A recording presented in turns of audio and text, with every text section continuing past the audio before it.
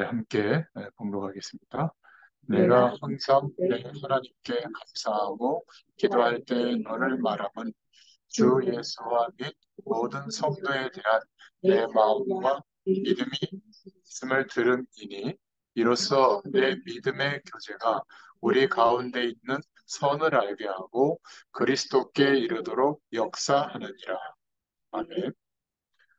복음을 먼저 받은 우리 1세대들, 또 우리 부모들이 붙잡아야 할 빌레몬서라는 중심으로 말씀을 좀 정리해 보겠습니다. 제목으로는 전도자의 기도 속에 있는 사람이라는 제목입니다. 빌레몬서는 아주 짧은 성경이죠. 근데 굉장히 많은 의미가 들어있고요. 또 바울의 어떤 개인적인 이야기가 많이 담겨 있고, 어, 이 빌레몬에게 내가 이제 감옥에서 나가면 살 집도 준비해라, 뭐, 이렇게 얘기할 정도로 이렇게 마음이 통하는 그런 사람이 빌레몬이었던 것 같아요. 목회자, 또 중직자인 장로, 또 우리 일꾼들이 어떻게 좀 하나님의 은혜를 받고 인도받아야 될 것인가, 이런 것들을 좀 생각해 볼 수 있는 모범적인 내용들이 많이 나옵니다. 여기에 등장하는 인물이 이제 오네시모인데, 이 오네시모는 빌레몬 집에 있던 노예였죠. 그냥 팔려와서 노예가 된 게 아니라 가문 자체가 노예였어요. 그러다 보니까 노예는 노예의 어떤 근성이 있잖아요.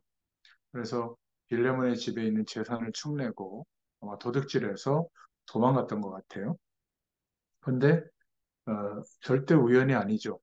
하나님의 계획 속에서 일어난 일인데 어, 로마에 가서 이제 붙들려서 감옥에 가게 됐는데 거기에 사도 바울이 감옥에 오게 된 겁니다.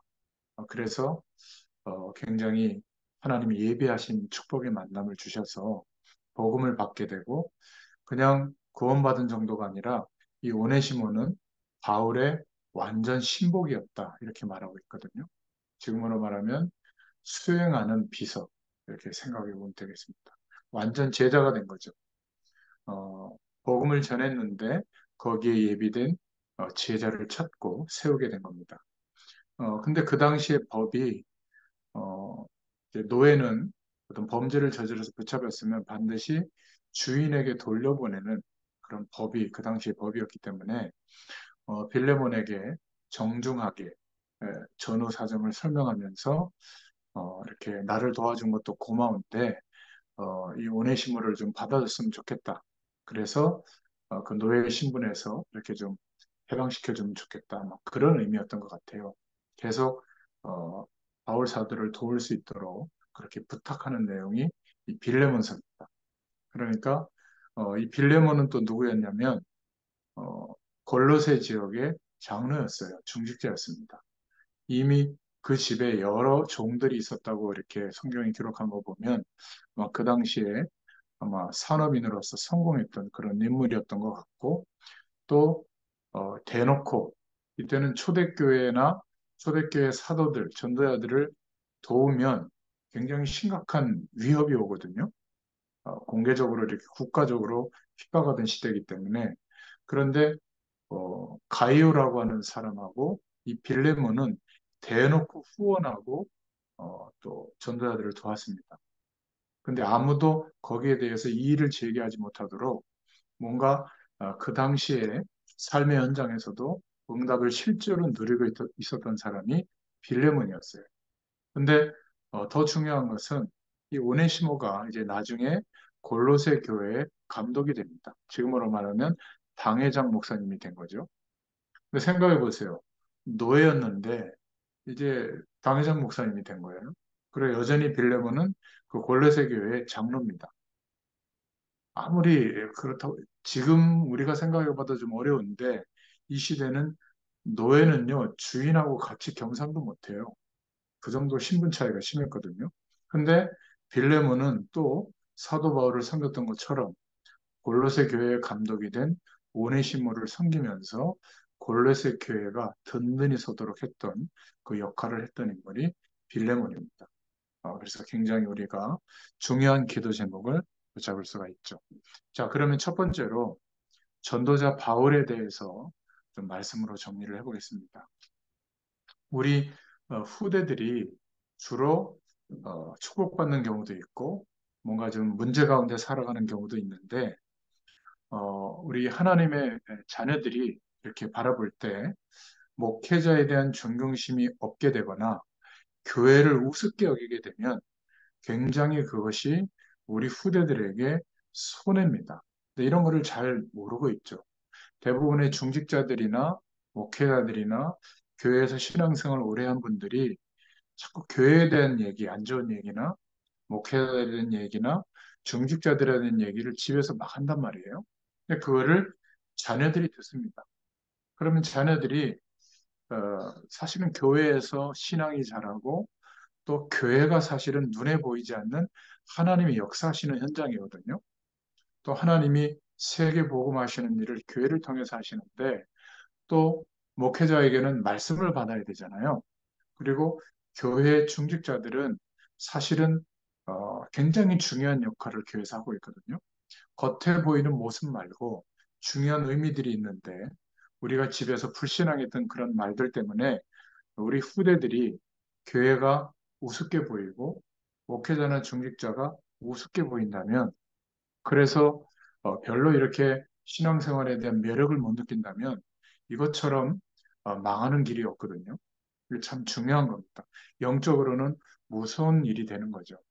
여러분들은 꼭 가정에서 혹시 교회의 문제나 또 중직자들의 어려움들을 후대들이 얘기하더라도 무조건 옳다가 아니라 그것은 이런 것이다 라고 복음적으로 설명할 수 있는 수준은 돼야 될 줄로 믿습니다. 그게 저와 여러분도 살고 우리 후대들도 사는 길이 됩니다. 굉장히 중요하죠. 그래서 이 빌레몬서를 보면서 그러한 부분들을 꼭 회복하고 또 하나님의 축복을 누릴 수 있기를 바랍니다. 만약 저와 여러분의 목사님이 섬기는 교회의 목사님이 복음 대열에 전도 대열에 서 있다면 그거는요 자손을 두고 대대로 축복받을 그러한 하나님의 은혜를 입고 있다고 보시면 틀림없습니다. 왜냐하면 그 시대의 성공과 실패는 영적 지도자의 손에 달려있기 때문에 그렇습니다. 실패한 시대를 보면 그 시대의 사람들이 별로 잘못할 거 없이 그냥 망합니다. 영적 지도자들이 타락했기 때문에 그런 일들이 벌어지죠. 또 하나님의 축복받은 시대도 있었는데 별로 잘한 게 없는데 영적인 지도자들이 하나님의 약속을 붙잡고 복음적으로 인도받을 때 하나님은 무조건 축복하였습니다. 대표적으로 실패한 시대를 보면 사도행전 4장 1절부터 12절에 바리새인들이 자신들의 틀 안에서 행위를 중심으로 신앙생활하는 사상을 가지고 지도자로 있던 시대는 실패했죠. 그 바리새인들 때문에 유대인들은 거의 몇 대가 지나서 계속 망하는 일이 벌어졌습니다. 저는 가만히 생각해 보면 우리가 지금 한국에서 특히 남한에서 이렇게 신앙생활을 자유스럽게 마음대로 할 수 있는 게 얼마나 큰 축복인지 모릅니다. 지금도 전 세계적으로 내가 예수 믿는 것을 결심하고 신앙생활을 하기로 하면 죽음을 각오하고 또 순교를 정말 하고 있는 이러한 민족들, 이러한 나라들도 아직 많아요. 우리는 너무 편안하게 신앙생활을 할 수 있기 때문에 여기에 대한 감사함이 좀 많이 없는 경우도 있는데요. 정말 이거는 축복입니다. 같은 나라인데 저 북쪽에 만약 우리가 태어났다고 생각해 보세요. 참 얼마나 비극적이겠습니까? 그죠?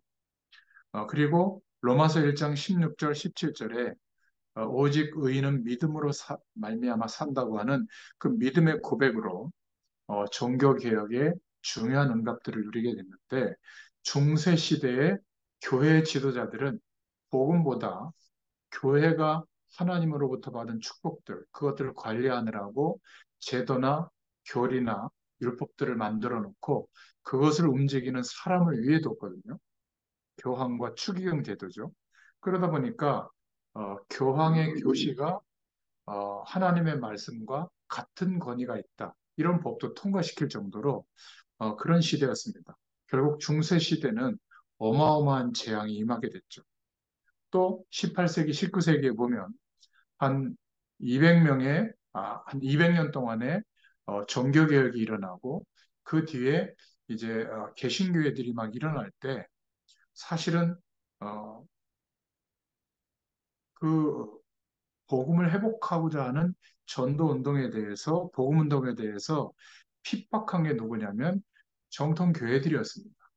교회 지도자들이 핍박했거든요. 무디와 웨슬레를 핍박한 게 교회였어요, 그 당시에. 그러니까 아무 잘못 없이 그 시대에는 재앙이 임하게 된 거죠. 이런 부분들을 우리가 기도해야 됩니다.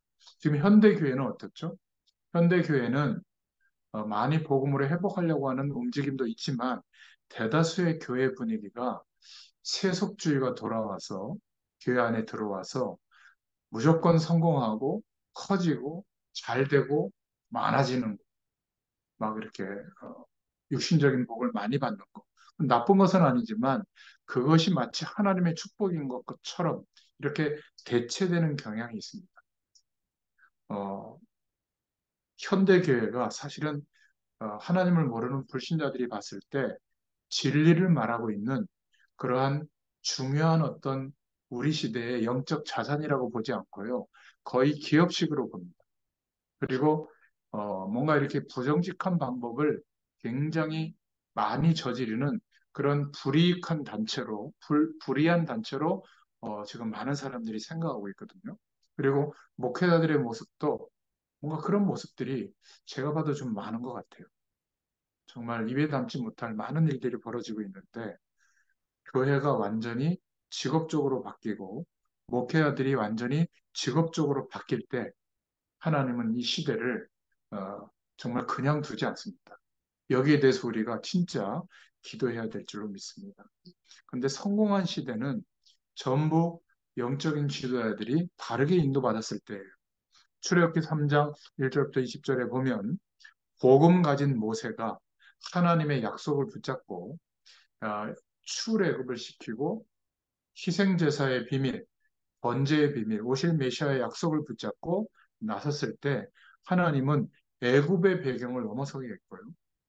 그리고 결국은 약속의 땅, 가나안 땅에 도달하게 했고 거기에서 하나님의 축복을 나타낼 수 있는 기반을 허락하셨죠. 그리고 그렇게 연약했던 사람들이 모여 있었지만 사도행전 2장 14절부터 21절에 복음 가진 베드로가 지도자로 선 초대교회는 하나님이 축복하셨습니다. 그리고 빌립보서 3장 1절부터 20절에 복음 가진 바울이 지도자로 서서 인도받았던 선교 현장마다 하나님이 축복하셨던 것을 보게 됩니다. 그 중에 우리가 대표적으로 바울을 보면요. 이 바울은 8일 만에 할례를 받았고 왕족인 베냐민 지파 출신이었습니다. 대단한 집안이었죠. 또 히브리인 중에 히브리인이다. 이것은 율법으로도 흠이 없었고 바리새인 중에 바리새인이다. 이렇게 표현할 정도였습니다. 그리고 훌륭한 차세대 지도자, 종교 지도자였죠. 이런 사람이 바울이었습니다. 이 기독교인들을 핍박할 수밖에 없었던 이유가 뭐냐면 유대 사회를 흔드는 굉장히 이상한 집단이라고 초대교회를 본 거죠. 그래서 자기 나름대로의 유대교의 틀 안에서 신앙생활을 했던 바울은 아주 본격적으로 핍박을 했기 때문에 이러한 배경을 가진 바울을 감히 변화시킬 사람이 없다라고 하나님이 봐서 이 바울은 다메섹 도상에서 핍박을 가는 도중에 하나님이 직접 창조의 빛을 비추셔서 자기가 핍박하고 우습게 여겼던 그 예수님이 바로 그리스도라는 사실을 깨닫게 됩니다. 그 이후로 사도행전 9장 1절부터 12절에 이방인의 전도자로 완전히 변화되어졌죠. 이 당시에 이방인들에게 복음을 전한다? 유대인 말고는 다 멸망받을 민족들, 멸망받을 나라들이라고 생각했거든요, 유대인들은. 그러니까 이방인을 위한 전도자로 나섰다. 이것은요, 성공하는 길이 아니었어요. 굉장히 핍박을 받고 정말 공격을 받을 그런 일로 나선 거였거든요. 바울은 그리스도 앞에 자기가 지금까지 갖고 있었던 훌륭했던 배경이 그리스도를 알 수 있는데 방해되는 내용들 뿐이었다. 이렇게 생각하고 그리스도 앞에 완전히 무릎을 꿇게 된 겁니다. 복음에 완전히 무릎을 꿇게 된 거죠. 하나님은 여기에 역사한 줄로 믿습니다. 목회자들이 갖춰야 될 가장 중요한 부분이 여기에 있다고 봅니다. 내가 경험한 거, 알고 있는 거, 뭐 신앙생활 좀 열심히 한 거, 그게 아니라 그리스도 앞에, 복음의 기준 앞에 완전히 무릎 꿇을 때 하나님은 지금도 역사하고 있는 줄로 믿습니다. 평신도들은 이런 전도자들을 만났다는 것은 정말 축복 중에 축복입니다. 이거는 후대들하고도 굉장히 중요한 관계가 있는 것이죠. 사도행전 11장 25절부터 26절에 보면 바울은 바나바를 만나서 안디옥 교회에서 훈련받습니다. 사실은 세상적으로 그렇게 훌륭했던 사람이 세상적으로 볼 때 별로 비교가 되지 않을 만큼 열악한 사람들인데 그리스도를 만난 뒤에 아무것도 아닌 것처럼 여길 수 있는 사람들에게 제자 훈련을 받게 된 겁니다. 이것도 참 대단하죠.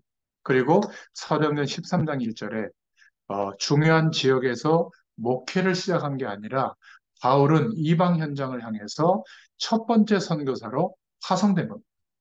하나님이 얼마나 축복하셨냐면 신약 성경이 27권인데 그 중에 14권이 바울 사도가 쓴 서신들, 그 신앙의 기록들, 이것이 하나님의 말씀으로 14권이 들어오게 될 정도였습니다.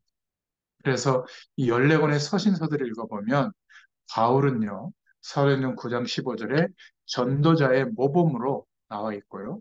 사도행전 13장 1절에 선교를 어떻게 해야 되는가, 선교사의 모범으로 기록되어졌고, 또 사도행전 14장 20절부터 22절에 보면 제자 훈련을 어떻게 해야 될 것인가, 여기에 대한 모범이었고요.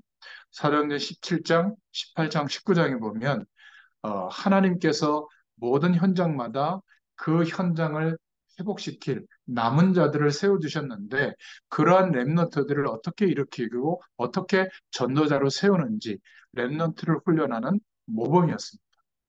그래서 여기서 기도 제목을 우리가 가져야 될 것은 세 번째로 시대 살릴 성도들의 기도는 사역 중에 최고의 사역인 줄로 믿습니다. 여러분들이 진심으로 여러분들이 섬기는 교회에 목회자를 위해서 기도할 수 있다면 최고로 돕는 겁니다. 주의 종들을 위해서 정말로 기도할 수 있다. 기도하고 있다. 그게 최고로 함께 사역하는 겁니다. 그래서 오늘 빌레몬서에 보면 나의 동역자, 나의 사랑하는 빌레몬 이렇게 표현하고 있죠. 여러분들이 정말 시대적인 전도자들을 위해서 기도해야 될 줄로 믿습니다. 선교사님들을 위해서 기도하고 또 함께 신앙생활하는 중직자들을 위해서 기도할 수 있기를 부탁드립니다. 그리고 최고의 기도 대상자인 교회에 담임하는 목사님을 위해서 기도할 수 있기를 바랍니다. 목사님들이 오로지 기도와 말씀 사역에 힘쓸 수 있도록 기도해 주셔야 돼요. 사도행전 6장 2절부터 4절에 나와 있는 것처럼. 제가 1년 조금 넘도록 일주일에 이렇게 한 번씩 성경 한 권을 정리하면서 한 세 가지 관점, 네 가지 관점으로 매주 정리하고 있는데 한 15시간 가까이 걸리거든요. 제가 처음으로 목회자이면서도 말씀과 기도에 전무했던 시간들이 그러니까 참 이게 어마어마한 축복인데 목회자들이 뭐 재정을 신경 쓰고 사람을 신경 쓰고 여러 가지 교회 일을 신경 쓰고 하다 보면 말씀과 기도에 전무하기가 어렵거든요. 그럼 결국 성도들의 손해입니다. 여러분들이 정말 그렇게 한번 기도하시고 혹시 목회자들과 전도자들이 어려움이 있다면 여러분들이 적극적으로 헌신하고 도울 수 있기를 바랍니다. 그게 바로 기도와 말씀에 전념하는 이 축복을 누릴 수가 있는 거거든요. 사도행전 12장에도 보면 초대교인들은 감옥에 갇힌 베드로를 위해서 전심으로 기도했을 때 어떤 일이 벌어졌죠? 하나님이 천사를 파송해서 감옥의 문이 열리고 막 지진이 일어나고 그래서 베드로가 감옥에서 나오게 되고 그리고 다시 초대교회를 리드하는 그런 응답을 누리게 됐죠. 또 사도행전 27장 24절에도 보면 가이사 황제 앞에 서야 할 바울 사도를 위해서 많은 동역자들이 기도했습니다. 여기서 꼭 기도할 것은 우리가 후대들을 위해서도 가르쳐야 될 것이 적어도 목회자들을 위해서, 부모님을 위해서, 또 우리 후대들을 지도하는 선생님이나 또 사회생활의 선배들을 위해서 기도해라. 그들의 마음속에 담겨지도록 노력해라. 이것은 꼭 알려줘야 될 줄로 믿습니다. 저는 이 빌레몬서를 읽어보면서 빌레몬 집의 노예였던 오네시모를 용서해 주라고 그냥 이렇게 얘기해도 되거든요. 왜냐하면 빌레몬은 바울이 전도했던 사람이에요. 그러면 그렇게 해도 되는데 예의를 갖추면서 당신이 나에 대해서 많은 것들을 도와주고 그렇게 섞였지만 그러나 이 사람이 이제 복음을 받고 내가 하는 사역에 굉장히 중요한 역할을 하고 있는데 그래도 당신에게 보낸다. 당신이 받아주고 용서했으면 좋겠다. 이런 것들을 보면서요. 이게 목회자의 예의구나. 아무리 중요한 어떤 하나님의 뜻과 일이라고 할지라도 중직자들을 자꾸 설득하고 이해시키는 이런 중심과 자세가 있어야 되는구나. 이런 것들을 제가 배우게 됐거든요. 결국 오네시모는 바울의 비서 역할로 함께 동역하다가 나중에는 골로새 교회의 감독이 되잖아요. 이런 축복을 우리가 알고 기도해야 될 줄로 믿습니다. 자, 큰 두 번째로 바울을 도운 동역자 빌레몬입니다. 우리 후대들이 적어도 목회자를 위해서 또 장로님들을 위해서 또 장로님들의 마음속에 참 저 친구는 참 괜찮은 친구다. 이런 중심으로 담긴다면 이것만큼 축복이 없습니다. 그런 것들을 꼭 생각하시면서요. 초대교회 운동은 중직자 운동이었어요. 사도들은 현장에서 앞장섰지만 실제로 현장을 변화시키는 운동은 중직자들을 통해서 일어났거든요. 그래서 많은 중직자들을 세워서 그분들 중심으로 교회가 돌아가도록 이렇게 서는 것이 복음적인 교회요, 올바른 교회입니다. 누가복음 10장 1절부터 20절에도 보면 예수님은 눈에 보이지 않는 이름으로 드러나지 않았지만 사도들과 똑같은 역할을 현장에서 했던 70인들을 따로 세워서 현장으로 파송했습니다. 사도행전 1장에도 보면 제자들과 중직자들 120명이 마가다락방에서 함께 기도했다. 이렇게 나오고 있고요. 또 사도행전 2장 9절부터 11절에 초대교회 중직자들은 15개 나라에서 온 그런 유대인들에게 복음을 전했고요. 또 사도행전 2장 41절 42절에 현장에서 흩어져서 처음으로 자신들의 집에서 초대교회 성도들은 전부 다 120명의 성도들 그 집에서 말씀 운동을 했거든요. 거기에 하나님이 하나님의 사람들을 보내고 전도 운동이 일어났던 겁니다. 교회사에서 유일한 시대였어요. 그 다음 시대의 교회사에는 거의 예배당 중심으로만 전도 운동이 일어났고 하나님의 일을 진행했죠. 저와 여러분이 지금 가정을 중심으로 우리의 일터를 중심으로 하나님이 원하시는 말씀 운동, 전도 운동을 지금 시작하고 있는 겁니다. 역사적으로 볼 때도 굉장히 중요한 흐름 속에 있는 것이죠. 그리고 사도행전 6장 1절부터 7절에도 보면 사도들이 기도와 말씀 사역에 전무할 수 있도록 7명의 중직자들이 사도들이 했던 부재 물품을 나눠주고 어려운 사람을 도왔던 일들을 대신 맡아서 교회 일들을 돌봤습니다. 그리고 사도행전 11장 19절에 보면 환란이 일어났을 때 중직자들이 일어나서 베니게와 구브로와 안디옥에 가서 복음을 전했는데 바로 이 환란 중에 중직자들이 일어나서 복음을 전하고 세운 교회가 안디옥 교회입니다.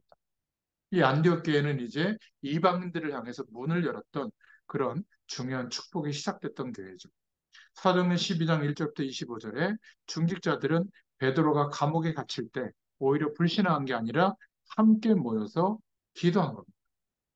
우리 후대들에도 이런 것들을 가르쳐야 되고요. 교회에서 제일 중요한 축복을 받아야 될 사람들이 사실은 중직자들입니다. 그래서 빌레몬은 어떤 사람이었는가 이것을 말하고 있는데 빌레몬서 1장 1절에 보면 전도자의 사랑을 받은 사람이었고 또 바울과 전도자의 동역자로 기록되어 있습니다. 또 1장 4절에 보면 전도자가 항상 24시간 기도하던 기도 속에 기도의 몇 안 되는 대상자 중에 한 명이 빌레몬이었어요. 골로새 교회를 살린 또 중직자였습니다. 그리고 그 당시에 영향력 있는 산업인이었죠. 이런 중직자들이 일어나야, 중직자 운동이 일어나야 교회가 회복되고 현장이 바뀌게 될 줄로 믿습니다. 그래서 중직자는 세 가지 개혁의 주역이 분명하기 때문에 그렇습니다. 인생이 변화되어지고 또 정교화되어진 교회가 바뀌고 하나님 없어도 살만하다라고 하는 문화가 개혁되는 주역이 중직자이기 때문에 중요합니다. 중직자는 현장을 복음으로 회복하는 그런 주역이고 또 문화를 회복시키는 주역이고 무너져 있는 경제를 회복하는 주역이 바로 중직자죠. 그래서 중직자를 통해서 현장 전도가 회복되고 전도 제자가 찾아서 세워지고 또 중직자들이 있는 곳마다 이 초대교회는 전부 다 복음전에서 하나님의 사람들이 모여져서 거기에서부터 교회가 세워진 겁니다. 그 세워진 교회에 사도 바울이 편지를 보낸 게 로마 편지, 로마의 교회에 보낸 편지, 에베소 교회에 보낸 편지, 빌립보 교회에 보낸 편지, 그리고 데살로니가 교회에 보낸 편지, 또 골로새 교회에 보낸 편지, 다 그 교회된 중직자를 중심으로 복음 운동이 일어난 지역마다 교회의 축복을 누리게 된 거죠. 여러분, 이러한 축복이 지금도 우리에게 일어나야 될 줄로 믿습니다. 혹시 이런 분들이 있을 거예요. 목회자들 가운데 중직자분들을 막 견제하고 이러는 분들이 있는데 그러면 큰 목회를 하기가 어렵습니다. 또 그분들을 견제할 게 뭐예요? 축복해주고 힘을 얻어서 그렇잖아요. 함께 복음운동, 전도운동, 선교운동 해야 될 텐데 중직자들도 목회자의 가장 축복에 기도하는 대상자가 돼야 될 줄로 믿습니다. 똑같은 중직자라고 할지라도 목회자가 기도할 때 간절하게 기도가 나오는 사람이 있어요. 근데 아무리 생각해도 기도가 잘 안 나오는 사람도 있고요. 이런 것들은 좀 영적인 부분이기 때문에 어쩔 수 없는 것 같아요. 억지로 할 수 있는 게 아니죠. 어떤 사람은 기도해 달라고 했는데도 생각이 안 나는 사람도 있고요. 어떤 사람은 그냥 잠깐 부탁했는데 계속 기도할 때마다 생각나는 사람이 있어요. 여러분, 여러분들은 교회에 다 중직자로 서기를 바라고, 여러분들은 다 전도자들의 기도하는 그 축복 속에 있는 대상이 되기를 축원드립니다.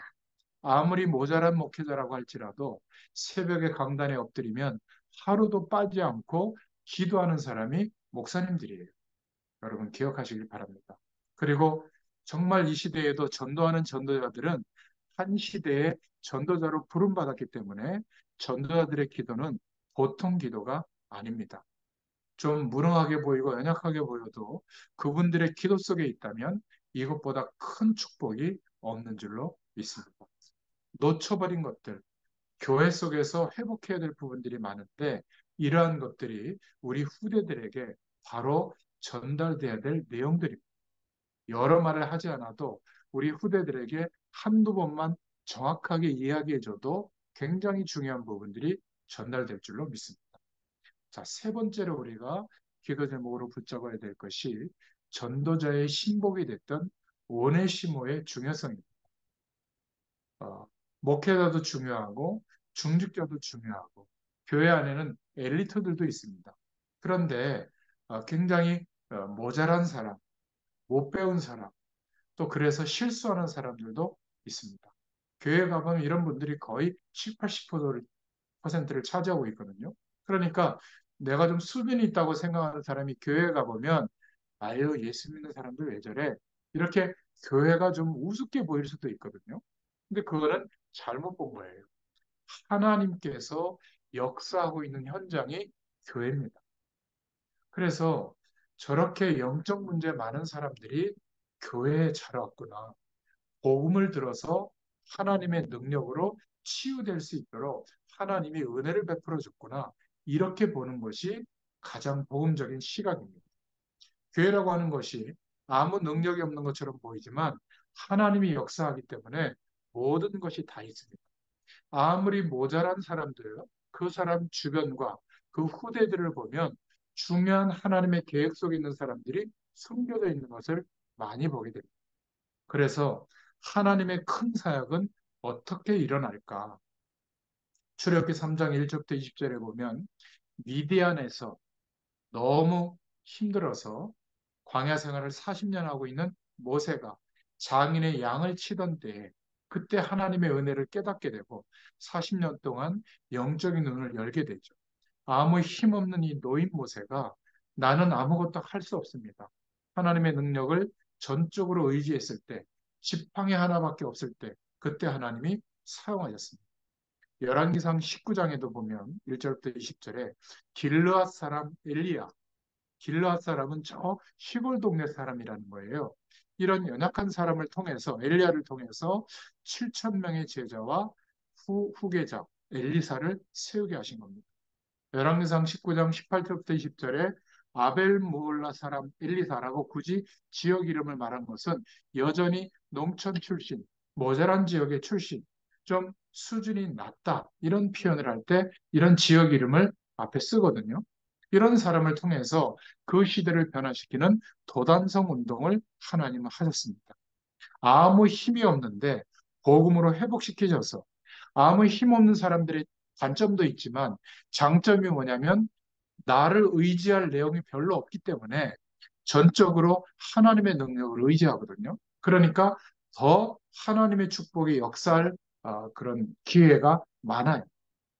오히려 엘리트들이 전적으로 하나님의 능력 앞에 무릎 꿇을 수 있는 그런 가능성이 좀 희박하죠. 그런 면에서는 장점이면서 단점이기도 합니다. 사도행전 1장 11절에도 갈릴리 사람이라면 우리가 좀 은혜롭게 생각하는데 무식한 사람이라는 뜻이에요. 배움이 없는 사람. 그런 사람들의 대표적인 게 갈릴리 지방 사람이거든요. 그런데 주로 초대교회 구성원들이 갈릴리 사람이에요.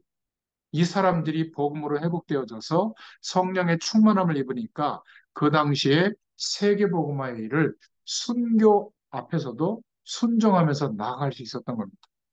고린도전서 1장 18절에서 31절에도 보면 미련한 사람, 약한 사람, 천한 사람, 멸시받는 사람을 통해서 구원의 사역을 이루신 줄로 믿습니다. 우리 장로님들, 목사님들도 중요하지만 이런 오네시모 같은 사람도 중요합니다. 이 오네시모는 빌레몬, 그 중직자의 집에 있던 노예였는데 거기에서 도둑질을 하다가 도망갔죠. 그런데 로마 감옥에 갇히게 된 겁니다. 하필이면 그 감옥에 갇히게 된 거죠. 거기에서 전도자 바울을 만나게 되고 또 복음을 받게 되고 하나님의 능력으로 완전히 변화되어진 겁니다. 이 오네시모는 빌레몬서 1장 12절에 전도자 바울에게 없어서는 안 되는 제자, 완전히 신복이 되어졌죠. 결국 빌레몬에게 이러이러하니 이 빌레몬을 받아주고 용서해 주라고 하는 그런 내용이 빌레몬서입니다. 결국 이렇게 모자랐던 오네시모가 변화되어져서 훗날에 골로새 교회의 감독이 될 줄을 누가 알았겠습니까? 그죠?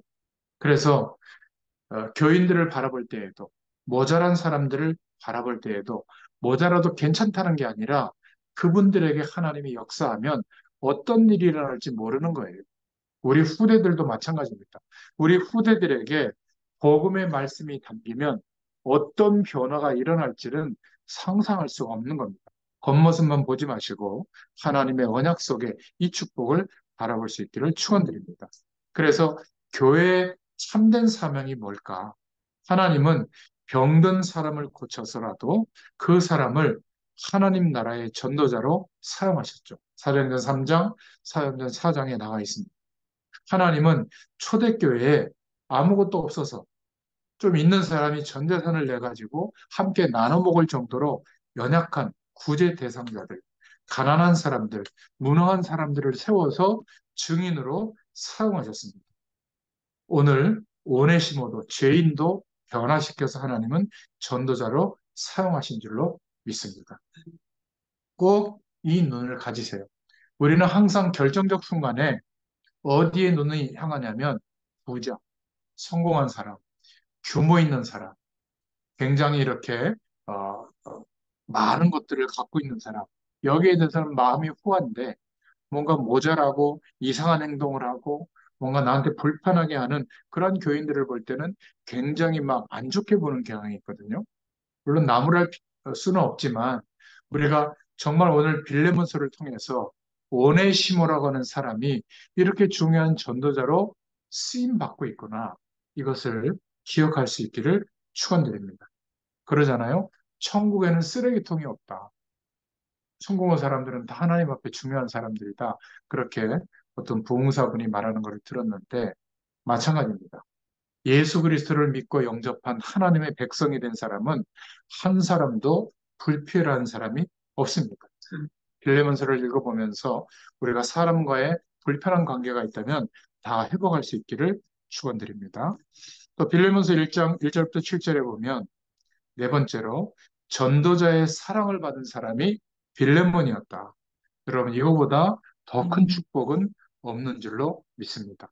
많은 것도 해야 되지만 이런 중요한 응답도 우리가 꼭 기억해야 됩니다. 오늘날의 문제는 뭐냐면 성공한 불신자들이 많은데 이들은 하나님 없는 배경 속에 있잖아요. 그래서 성공한 배경을 가지고 사람들에게 영향을 주고 있기 때문에 하나님께서 그것을 그냥 유지하도록 하지 않습니다. 왜냐하면 하나님 없어도 된다라고 하는 인생관이 전파되잖아요. 그런 면에서 본인도 이해할 수 없는 영적 문제가 닥치게 됩니다. 20년 동안 아주 좋은 관계 속에 있다가도 별것 아닌 문제로 이제 충돌하는 어제 오늘 뉴스에서 봤잖아요. 뭐 대통령과 지금 뭐 국민의힘 그 위원장, 그 법무부 장관 했던 분하고 이렇게 의견 대립하는 거 보면, 야, 저럴 수도 있구나. 그래서 뭐 사표 쓰라고 했는데 거절하고 뭐 이런 뉴스가 나오더라고요. 참 희한한 일이에요. 여러분이 이 세상에서 뉴스에 등장하는 분들, 특히 우리나라 같은 경우는 정치적인 것을 보면 이분들이요, 전국에서 1등한 분들이에요, 공부를. 학교에서 1등은 도맡아 있고, 서울대 법대 출신들이 거의 다거든요. 이분들이 모자라서가 아니라 자신의 힘으로 어쩔 수 없는 상황과 조건에 부딪히는 일들이 생기는 거예요. 아니, 돈이 많거든요. 그런 분들은. 그 핸드백 필요하면 사면 돼요. 근데 그 핸드백 하나 받은 것 때문에 왜 함정인지 언제 걸려가지고 그것 때문에 막 공격을 받고 막 그것도 이렇게 좀 미안하다 그러면 되는데 또 이렇게 성공한 분들은 자존심이 있어가지고 미안하다 이런 말을 하기가 어려운가 봐요. 우리는 항상 죄송합니다. 미안합니다. 이렇게 입에 달고 사는데 아주 성공한 엘리트 분들은 그러는 순간 뭔가 나의 어떤 그 그레이드가 무너진다고 생각하는지 그런 걸 못해요. 그러다 보니까 그런 것들이 막 올무가 돼가지고 참 안타깝잖아요. 결국은 별건 아닌 문제인데 우리가 볼 때는 영적 문제가 다가오는 겁니다. 그래서 우리가 기도해 줘야 돼요. 또 어떤 사람들이 있냐면 성공했지만 교인들 중에 복음의 뿌리를 내지 못한 사람들은 성공한 그 배경을 가지고 하나님의 자녀처럼 살지 못하고 거의 불신자 상태에 그대로 빠져 있는 사람들이 많아요. 예수님의 제자들도 뭐라고 얘기하죠? 예수님이 지금 부활하시고 난 뒤에 하나님 나라의 일을 말씀하시고 승천하시기 직전인데 뭐라고 얘기합니까? 어, 내가 우편에 쓸 사람이 맞습니까? 예수님께서 말씀하신 성령 충만과 땅끝까지 이 복음이 증거되어질 것은 관심이 없고, 예수님이 이제 재림하십니까? 그러면 이제 내가 오른편에 설 수 있습니까? 내가 더 뭔가 이렇게 혜택을 받을 수 있습니까? 여전히 정치적 메시아로만 생각하고 있는 거죠. 그러니까 이런 부분들을 두고 우리가 기도하고 알 수 있어야 됩니다. 열등감 느끼고 상대적 우월감을 제시하는 사람들을 막 부러워하고 이거는요, 뭔가 아직도 복음의 가치를 잘 모르고 있는 반증인 것 같아요. 그런데 또 어떤 사람들이 많냐면 성공하지 못한 기독교인들은 거의 다 앞에 말한 이런 사람들의 도움으로 살아가고 있는 현실입니다. 사도행전 6장 1절부터 2절에. 그래서 오늘 빌레몬서의 말씀을 통해서 빌레몬은 그렇지 않았던 거예요. 사람들의 눈치를 볼 필요도 없이 전도자를 돕고 교회를 도울 수 있었던 게 뭐냐면 그 당시에 사람들이 봐도 흠잡을 수 없을 만큼 성공한 사람이었고 복음의 뿌리가 내려진 사람입니다. 사도 바울을 통해서 영적인 힘을 얻었던 게 아니라 이미 복음을 받았지만 스스로 영적 생활을 통해서 영적인 힘도 갖고 있었던 겁니다. 그래서 복음을 위해서 전도자의 가장 사랑받는 사람 중에 한 사람이 빌레몬이었던 겁니다. 저는 여러분들이 오늘 말씀을 듣는 여러분들이 다 이런 축복의 사람이 되기를 축원드립니다. 어마어마한 일을 하려고 하지 말고 작은 것부터 시작해 보세요. 여러분들이 섬기는 교회에 교인 한 명 한 명을 진심으로 사랑해 주시고 기도해 주고 정말로 여러분들 교회 중직자들을 위해서 기도하고 목회자를 위해서 기도하고 또 전도자들을 위해서 기도하고 이건 할 수 있잖아요. 큰 일을 안 해도 됩니다.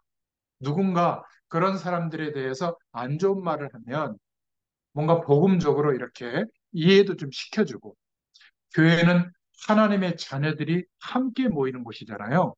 이런 것들을 후대들에게도 설명해 줄 수 있다면 지금 사단이 공격할 수 있는 가장 중요한 부분을 바로 말하고 있는 겁니다. 사단이 하나님의 법으로 또 영적으로 신분적으로 하나님의 백성된 저와 여러분을 절대로 건드릴 수가 없는데 언제 건드냐면 틈이 벌어질 때 성도들끼리 불화하거나 중직자들을 무시하고 교역자들을 무시하고 막 다투고 교회에서 싸울 때 이때 사단이 틈을 타고 공격하는 겁니다. 꼭 기억해야 돼요. 그래서 전도자의 사랑을 받는 사람은 최고의 축복을 받는 사람이다. 우리 후대들이 이러한 사람이 됐으면 좋겠습니다. 여러분 자녀들에게 이것을 영적인 유산으로 꼭 남길 수 있기를 바랍니다. 전도자의 전도에 동역하는 축복을 받았고요. 전도자의 기도 속에 항상 들어있는 축복을 빌레몬서 1장 4절에 보면 받았고 또 1장 6절에 그리스도에 이르는 믿음의 사역자로 쓰임받는 축복을 받았습니다. 하나님은 역시 모자란 사람도 쓰지만 복음을 가진 엘리트를 통해서도 그 시대에 역사하셨습니다. 오네시모 같은 사람도 쓰셨지만 결국은 빌레몬 같은 사람을 큰 사람으로 쓰셨죠. 그래서 창세기 45장에도 보면 감옥 생활과 노예 생활을 거쳐서 정치와 경제를 배운 요셉이 총리가 됐을 때 그 당시에 세계복음화에 사용하셨죠. 출애굽기 2장에도 보면 왕궁 생활을 통해서 히스페리오 대제국의 대학을 나온 모세를 통해서 나중에 200만 명을 통솔할 때도 이 모세의 최고의 지식적 배경을 하나님이 사용하신 겁니다. 시편 78편 70절 72절에도 보면 다윗이 양을 칠 때 단 한 명도 잃어버리지 않도록 완전한 마음과 그 손에 능숙함을 가지고 그 기능을 가지고 있었기 때문에 왕이 됐을 때도 성실하게 국가를 통치할 수 있었던 거죠. 열왕기하 2장 1절부터 11절에 엘리야가 갑절의 영감을 소유했던 것처럼 엘리사에게도 이 갑절의 영감이 왔을 때 도단성 운동을 하게 됐던 겁니다. 다니엘서 3장에도 보면 복음으로 결단 내린 사드락, 메삭, 아벳노고 다 그 당시에 성공한 엘리트들이었습니다. 죽음의 위협 앞에서도 하나님의 살아계심을 그때 바벨론 대제국에 알리게 됐죠. 또 다니엘서 6장, 10장에도 보면 정시기도의 비밀을 가진 총리였던 다니엘을 통해서 그 시대를 살리는 응답을 하나님이 허락해 주셨습니다. 빌립보서 3장에도 보면 그리스도를 아는 최고의 그 시대의 지성인 바울을 통해서 헬라 문화 전체에 복음이 증거되게 하신 줄로 믿습니다. 또 어려서부터 말씀 안에서 잘 양육된 복음 엘리트 디모데를 통해서 세계 복음화에 사용하셨죠. 디모데후서 2장에 보면 나옵니다.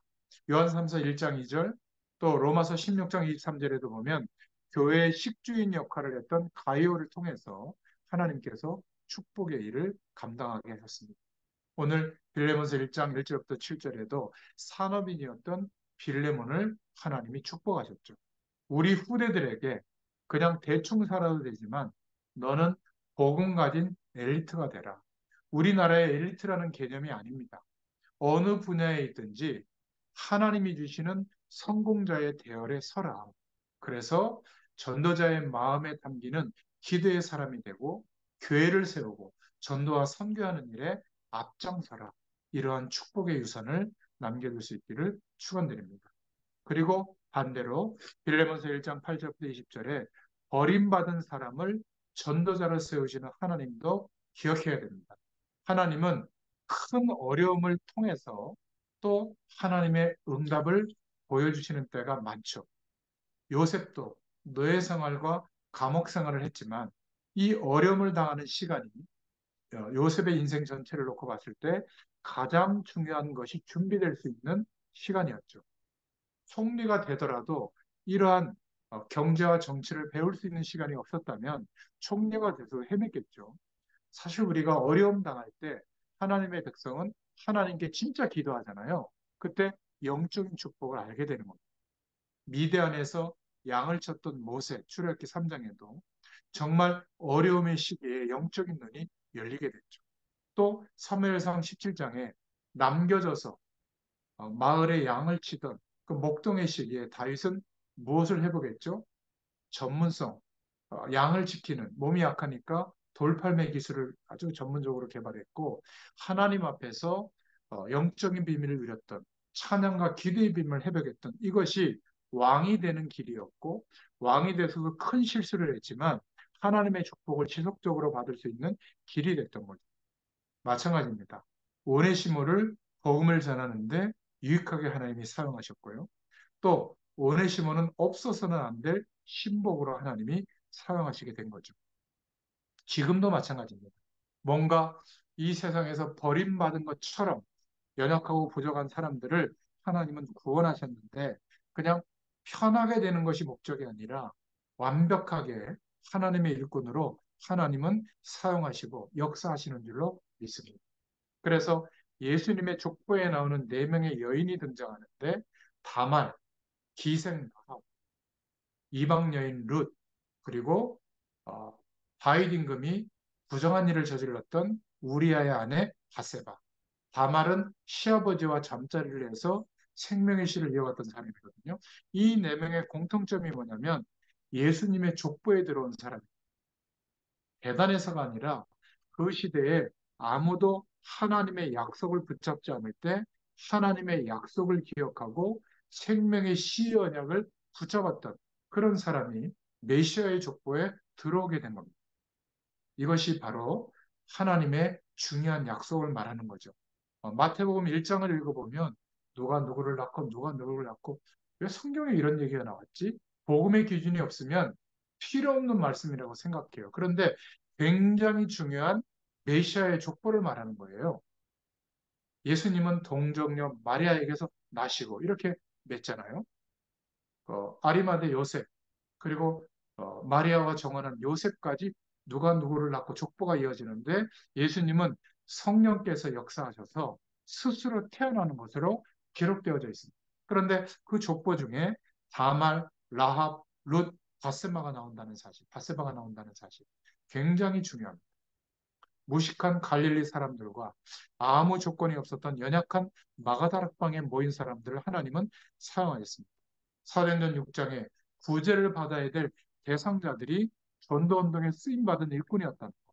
사도행전 16장에 귀신 들린 여정을 변화시켜서 헬라의 첫 관문이 되는 빌립보 지역에 하나님이 역사를 일으켰던 거, 사도행전 19장에 우상문화 속에 있던 에베소 지역의 제자들을 전도자로 하나님이 세우셨던 거, 또 사도행전 19장, 23장, 27장, 28장에 하나님은 로마 복음화를 위해서 바울을 가이사 앞에 세우겠다 이렇게 말씀하셨죠.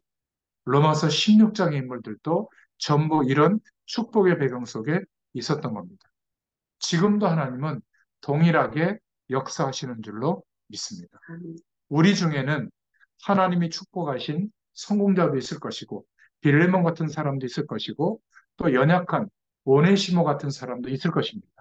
전부 복음 안에서 하나님의 약속을 붙잡고 인도받기를 축원드립니다. 그래서 결론으로 우리들은 물론이거니와 우리의 후대들은 전도자의 기억 속에 기도 속에 있기를 축원드립니다. 우리와 우리 후대들은 훗날에 빌레몬과 같이 성공자가 되어서 하나님께 쓰임받기를 축원드립니다. 저와 여러분 또 우리 후대들은 오레시모처럼 나쁜 버릇과 실패한 과거는 버리고 정말 전도운동의 신복과 같이 쓰임받게 되기를 축원드립니다. 그리고 모든 하나님의 백성들은 또 우리 후대들은 전도자가 복음 전하는 일에 함께 그 대열 속에 스케줄 속에 있기를 축원드립니다. 또 환경과 능력과 배경이 없는 저와 여러분, 우리 후대들이 있다면 오히려 하나님을 바라보다가 복음의 능력이 더 나타나는 더 크게 쓰임받는 축복이 있기를 예수님의 이름으로 축원드립니다. 이러한 은혜가 올 한 해 계속되기를 축원드립니다. 하나님 감사합니다. 오늘도 빌레몬서를 통하여 하나님께서 사도 바울의 중심을 가지고 빌레몬에게 전달했던 그 은혜가 우리에게도 동일하게 역사해 주심을 감사합니다. 이 시대의 빌레몬으로, 이 시대의 오네시모로 전도자와 함께 이 시대에 하나님이 가장 원하시는 전도와 선교하는 일에 앞장선 증인으로 세워지도록 하나님께서 역사하여 주시옵소서. 예수님의 이름으로 간절히 축복하옵고 기도하옵나이다. 아멘. 감사합니다. 감사합니다.